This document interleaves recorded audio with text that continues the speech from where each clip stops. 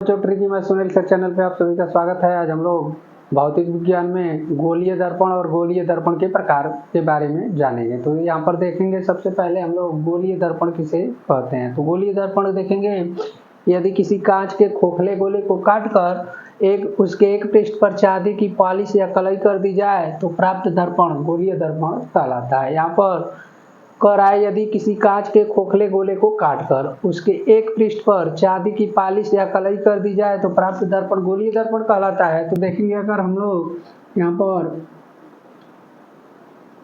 गोलीय दर्पण अगर हम देखें तो एक कांच का कोई खोखला गोला है, अगर हम इसको काट दें, अगर हम इसको दो बराबर भागों में अगर इसको हम बांट दें यहाँ से, या तो यहाँ से इसको हम काट दें बीच से, ऐसे इसको हम काट दें। तो जब हम इसको दो बराबर भागों में काटें अगर, तो देखें तो यहाँ से ये वाला भाग जो है अलग हो जाएगा। अगर हम इसको अलग करना चाहें तो ये वाला भाग अगर अलग कर देंगे तो इसमें से जो दर्पण हमें मिलेगा वो दो दर्पण प्राप्त होगा।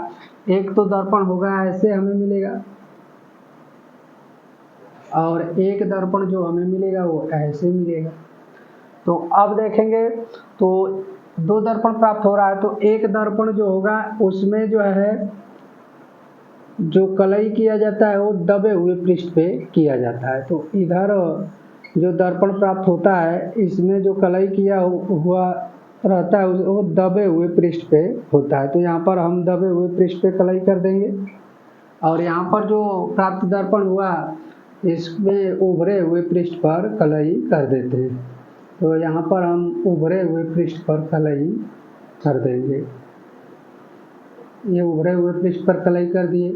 अब यहाँ पर देखेंगे दो बराबर भागों में अगर इसको काट रहे हैं तो एक यह दर्पण प्राप्त होगा और एक यह, तो इधर इसको लिखते हैं, इधर इसको लिख लिए।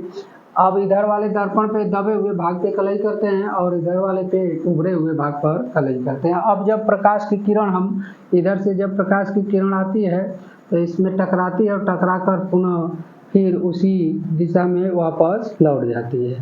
फिर यहाँ पर देखेंगे तो जैसे ही प्रकाश की किरण इधर जाएगी दर्पण से टकराएगी, टकरा कर पुनः फिर उसी दिशा में वापस लौट जाएगी। तो इस तरह से जो परावर्तक सतह होता है दबे हुए भाग पर होता है और यहाँ पर परावर्तक सतह जो होता है वो उभरे हुए भाग पर होता है। तो गोलीय दर्पण को अगर हम खोखले गोलीय दर्पण को काट कर दर्पण बनाएं तो दो दर्पण हमें प्राप्त होता है। एक दर्पण जो होता है वो उत्तल होता है और एक दर्पण जो प्राप्त होता है उसे अवतल दर्पण कहते हैं। तो यहाँ पर देखेंगे तो उभरे हुए भाग पर अगर कलई किए हैं और परावर्तक सतह जो है दबे हुए भाग पर है तो इसे हम कहते हैं अवतल दर्पण।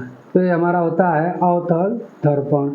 और यहाँ पर देखेंगे तो जो परावर्तक सतह है वो उभरे हुए भाग पर है तो इसे हम कहते हैं उत्तल दर्पण। तो ये हमारा होता है उत्तल दर्पण। तो ये हमारा उत्तल दर्पण प्राप्त होता है। तो इस तरह से हम गोलीय दर्पण को अगर काट कर दर्पण बनाए तो एक सतह पर पॉलिश कर दें और एक सतह से परावर्तक सतह बना दें तो दो दर्पण प्राप्त होता है, एक उत्तल दर्पण और एक अवतल दर्पण प्राप्त होता है। तो हम लोग अब देखेंगे अवतल दर्पण और उत्तल दर्पण किसे कहते हैं।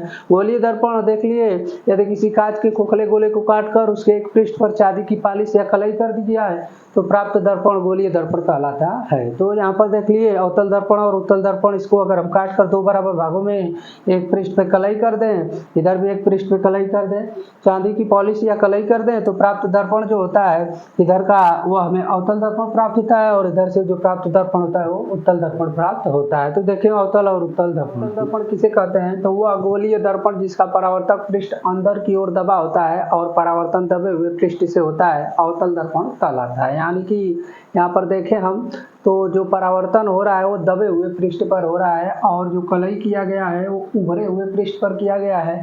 तो यहाँ से देखें आपतित किरण यानी प्रकाश की किरण यहाँ पर आई, टकराने के बाद पुनः वह परावर्तित हो जा रही है, ये परावर्तित किरण है। तो जो यहाँ पर परावर्तन हो रहा है वो दबे हुए पृष्ठ से हो रहा है और कलई जो किया गया है वो उभरे हुए पृष्ठ से किया गया है। तो जब परावर्तन दबे हुए पृष्ठ से होता है तो उसे हम अवतल दर्पण कहते हैं। तो यहाँ पर हम देख सकते हैं वह गोलीय दर्पण जिसका परावर्तक पृष्ठ अंदर की ओर दबा होता है। तो यहाँ पर देखें परावर्तक पृष्ठ जो है अंदर की ओर दबा हुआ है और परावर्तन दबे हुए पृष्ठ से होता है। तो परावर्तन देख रहे हैं तो हमारा दबे हुए पृष्ठ से हो रहा है, तो यह जो होता है अवतल दर्पण कहलाता है। तो यह हमारा अवतल दर्पण हो जाएगा। तो देखेंगे यहाँ पर तो उभरे हुए पृष्ठ पे कलई किया गया है, यहाँ पर परावर्तक पृष्ठ अंदर की ओर है, यहाँ से कोई प्रकाश की किरण गई, यहाँ से टकराकर परावर्तित हो गई, तो यह जो दर्पण होता है वह हमारा अवतल दर्पण कहलाता है। तो अवतल दर्पण को हम इस तरह से चित्र द्वारा परिभाषित कर सकते हैं।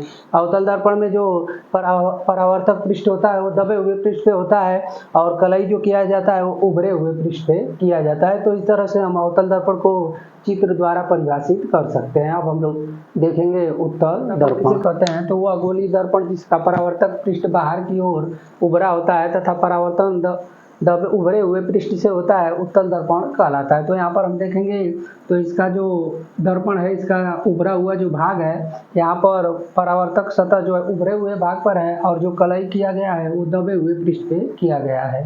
तो ऐसा दर्पण जो होता है उसे हम उत्तल दर्पण कहते हैं। यहाँ पर देखेंगे प्रकाश की कोई किरण आ रही है, उभरे हुए भाग पर टकराने के बाद वह परावर्तित हो रही है। तो उत्तल दर्पण में जो परावर्तन होता है उभरे हुए पृष्ठ पर होता है।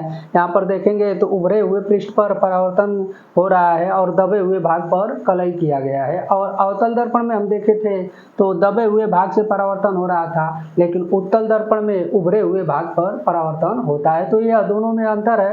अवतल दर्पण में दबे हुए भाग से परावर्तन होता है और उत्तल दर्पण में उभरे हुए भाग से परावर्तन होता है। तो यह हमारा उत्तल दर्पण है वह गोलीय दर्पण जिसका परावर्तक पृष्ठ बाहर की ओर उभरा होता है तथा परावर्तन उभरे हुए पृष्ठ से होता है, उत्तल दर्पण कहलाता है। तो इस तरह से हम चित्र द्वारा उत्तल दर्पण को परिभाषित कर सकते हैं। तो आज के वीडियो में बस इतना ही। अगर आपको ये वीडियो अच्छा लगा हो तो वीडियो को लाइक, शेयर और चैनल को सब्सक्राइब जरूर करें।